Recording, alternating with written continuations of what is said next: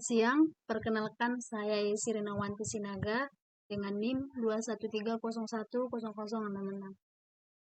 Saat ini saya ingin presentasikan hasil dari proyek ujian akhir semester Akuntansi Keuangan Lanjutan 2 dengan dosen pengampu Ibu Tri Wulandari SE MAK. Berikut terdapat perusahaan PT Induk dan anak perusahaan. Berikut uraiannya. Macam-macam aset lancar untuk PT Alfa yaitu 2.800.000, di PT Beta 1.500.000. Macam-macam aset tetap untuk PT Alfa ada 1 juta dan di PT Beta ada 800. Dengan jumlah aset yaitu untuk PT Alfa 3.800.000 dan PT Beta 2.300.000. Liabilitas dan ekuitas. Untuk macam-macam hutang di PT Alfa ada 2.100.000 dan di PT Beta ada 1 juta. Modal saham dengan saham 100 rupiah, yaitu di PT Alfa 1 juta dan di PT Beta 1 juta. Di agio saham, untuk PT Alfa ada 200 dan di PT Beta ada 100. Saldo laba untuk PT Alfa yaitu 500 dan di PT Beta 200. Dengan jumlah liabilitas dan ekuitas, di PT Alfa yaitu 3.500.000 dan di PT Beta 2.300.000.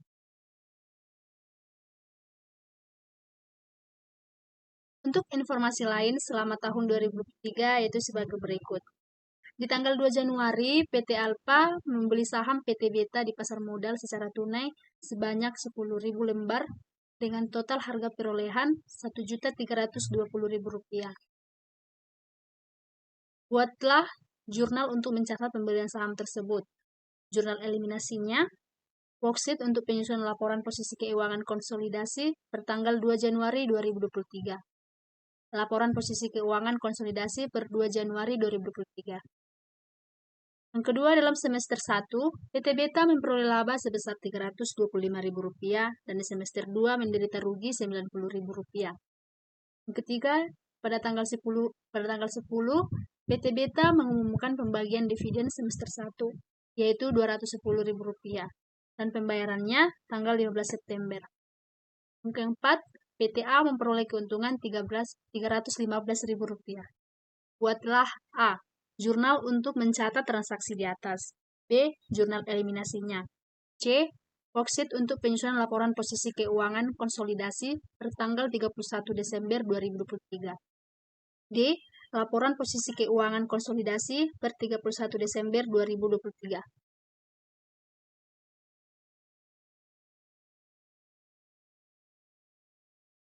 Yang pertama, di sini kita akan menentukan selisih lebih nilai buku di atas harga perolehan. Untuk modal saham anak perusahaan ada 1 juta.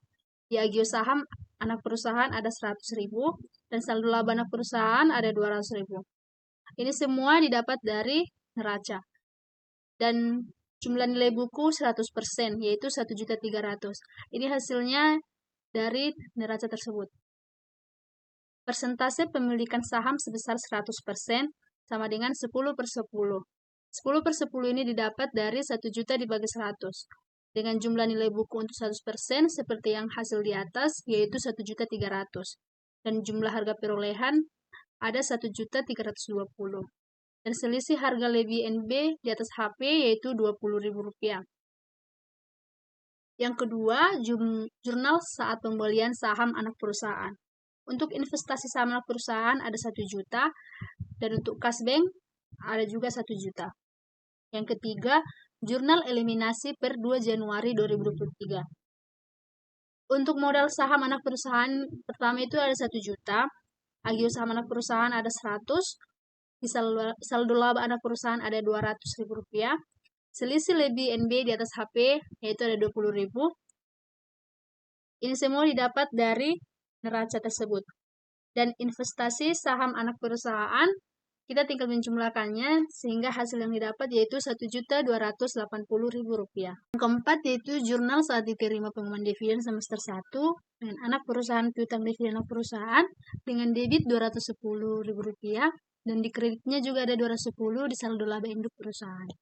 Yang kelima, Jurnal saat diterima pembayaran dividen dari anak perusahaan kas atau bank dengan debit Rp210.000 dan kredit piutang dividen anak perusahaan juga ada Rp210.000. Di sini kita akan menghitung rekening-rekening yang mengalami perubahan. Yang pertama itu di sini kita akan menghitung rekening pada induk perusahaan. Macam-macam aset lancar. Jadi untuk saldo awal untuk di rekening induk perusahaan ini kan ada Rp1.800.000 dan di laba yang diperoleh ada Rp315.000. Ini didapat dari soal nomor 4, di mana kita mendapat keuntungan sebesar Rp315.000. Dan bagian dividen anak perusahaan yang diumumkan di semester 1 adalah 210. Jadi saldo awal per 31 Desember 2023 ini ada 2.325.000. Yang kedua, saldo laba. Untuk saldo laba ini, di saldo awalnya ada Rp500.000. Ini dapat dari neraca. Dan laba yang diperoleh tadi yaitu Rp315.000. Bagian dividen anak perusahaan yang diumumkan di semester 1, seperti keterangan di atas, ada Rp210.000. Jadi untuk saldo per 31 Desember 2003, di sini kita tinggal menambahkan 500 ditambah 315 ditambah 210, hasilnya yaitu Rp1.025.000. Yang B, rekening-rekening pada anak perusahaan.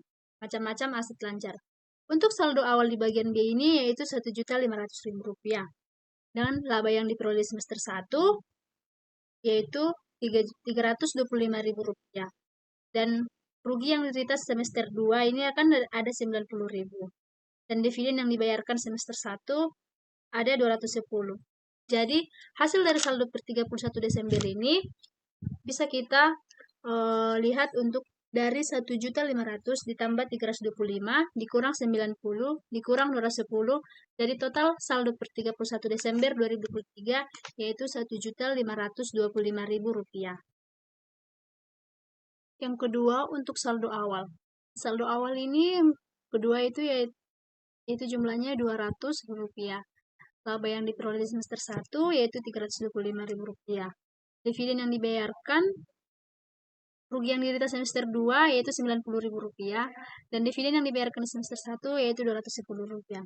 Jadi untuk saldo per 31 Desember 2003 kita dapat dengan menjumlahkan saldo awal yaitu 200 dengan laba yang diperoleh yaitu 325. 200 ditambah 325 dikurang 90 dikurang 210, jadi total saldo per 31 Desember 2023 yaitu hasilnya Rp225.000. Dan yang ketiga, kenaikan saldo laba anak perusahaan. Saldo laba awal anak perusahaan seperti yang sudah di atas yaitu Rp200.000. Saldo laba akhir yaitu Rp225.000. Itu dari saldo per 31 Desember 2023. Jadi untuk total kenaikan saldo laba anak perusahaan ini yaitu Rp25.000. Yaitu minus Rp25.000 dikarenakan saldo laba akhir anak perusahaan dikurang dengan saldo laba awal anak perusahaan. Jadi untuk kenaikan saldo induk perusahaan yaitu 100% dikali dengan kenaikan saldo anak perusahaan yaitu Rp25.000, jadi totalnya yaitu Rp25.000.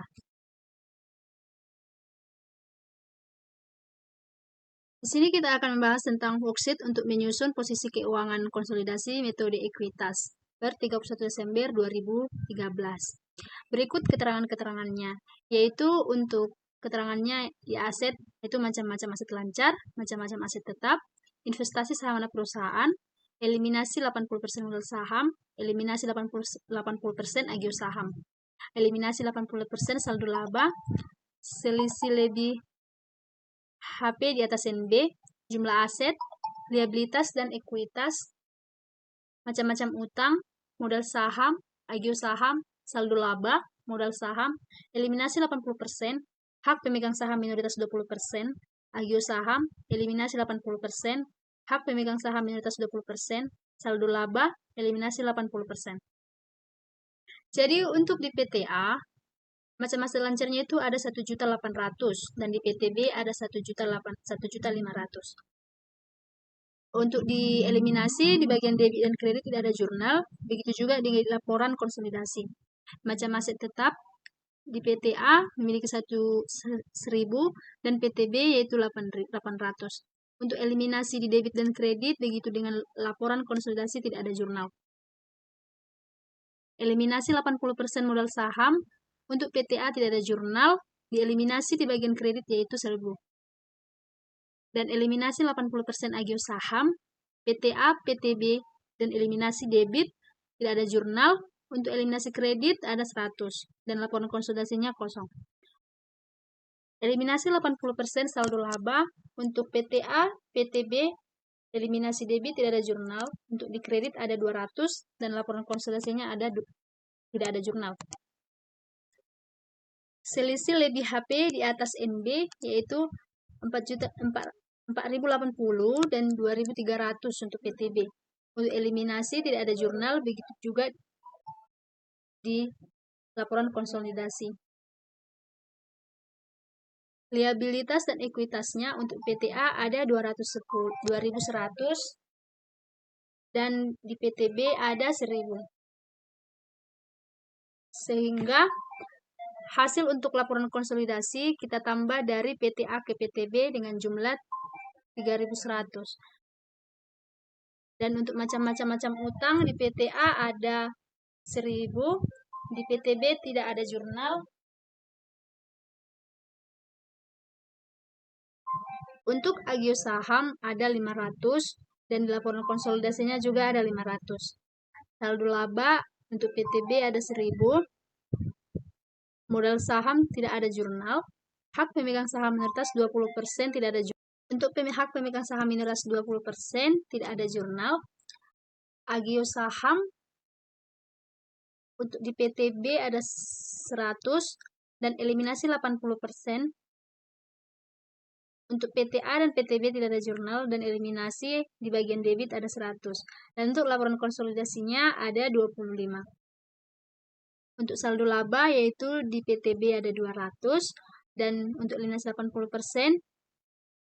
Untuk eliminasi di bagian debit ada 200.000 rupiah. Di sini kita akan membahas untuk worksheet penyusunan laporan konsolidasi dengan metode biaya per 2 Januari 2023. Untuk di aset, di macam-macam aset ini kan ada jumlah 3.300 dan macam-macam aset tetapnya ada 1.800. Dan untuk liabilitas dan ekuitas, untuk di layar mungkin tidak terlihat dan di sini saya akan menunjukkannya. Untuk macam-macam hutang itu ada 3.100, selisih lebih NB di atas HP ada 25, hak pemegang saham minoritas 20%. Untuk modal saham yaitu ada 225, agio saham 25, begitu juga dengan saldo laba dengan jumlah 275. Untuk di induk perusahaan, modal sahamnya ada 1 juta, agio sahamnya 200, saldo laba 500 dengan jumlah 1.700.000.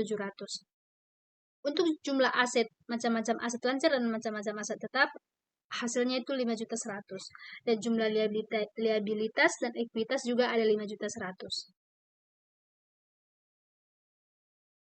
Sini ada worksheet untuk menyusun laporan konsolidasi dengan metode ekuitas per 31 Desember 2013. Untuk konsolidasi metode ekuitas ini yaitu adanya perubahan laporan keuangan. Demikian untuk keterangannya untuk di bagian aset. Macam-macam aset lancarnya. Untuk di PTA ada 2.325 dan mengalami perubahan di PTB 1.525. Dan macam aset tetapnya ada 1 juta, di PTB ada 800.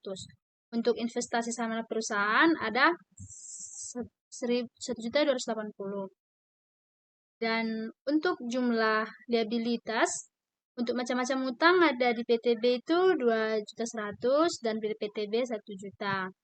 Dan di hak pemegang saham minoritas ini untuk di agio saham dia di PTB ada 100.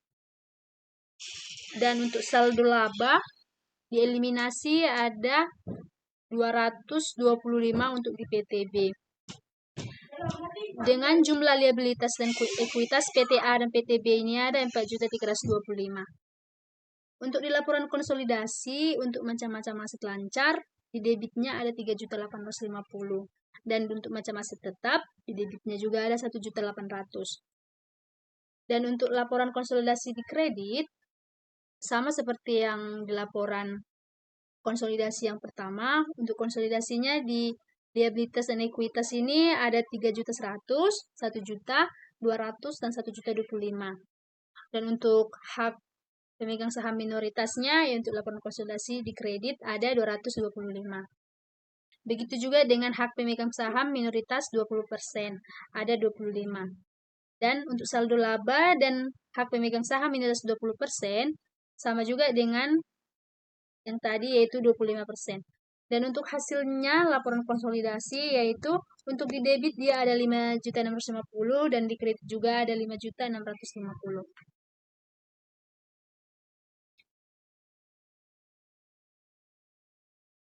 Dan untuk macam-macam aset lancar ini yaitu worksheet untuk menyusun laporan metode ekuitas per 31 Desember 2013. Untuk di asetnya, macam-macam aset lancar ini kan ada jumlahnya itu 3.850 dan macam-macam aset tetap ada 1.800. Dengan jumlah aset 4.880. Di bagian liabilitas dan ekuitas yaitu macam-macam utang seperti yang tadi tetap sama yaitu 3.100. Selisih lebih NP di atas HP-nya kan yang tadi juga ada 25. Untuk hak pemegang saham minoritas 20%. Untuk modal saham, agio saham, dan saldo laba sama seperti yang tadi dengan jumlah 275. Untuk di induk perusahaan, modal sahamnya ada 1 juta, agio saham 200, saldo laba 1.025, dan kenaikan saldo laba itu 25. Dan jumlahnya ada 2.250. Jadi untuk seluruh totalnya, untuk jumlah liabilitas dan ekuitas ada 4.880. Berarti untuk jumlah aset dan jumlah liabilitas ekuitas sama memiliki jumlah yang sama yaitu 4.880. Dan yang terakhir ini ada jurnal eliminasi per 2 Januari 2003. Untuk modal saham anak perusahaan ada 1 juta, agio saham anak perusahaan 100.000, saldo laba anak perusahaan 200.000, dan selisih lebih di atas HP yaitu 20.000. Jadi untuk seluruh investasi saham anak perusahaan ada 1.280. Baik, sekian presentasi dari saya. Terima kasih.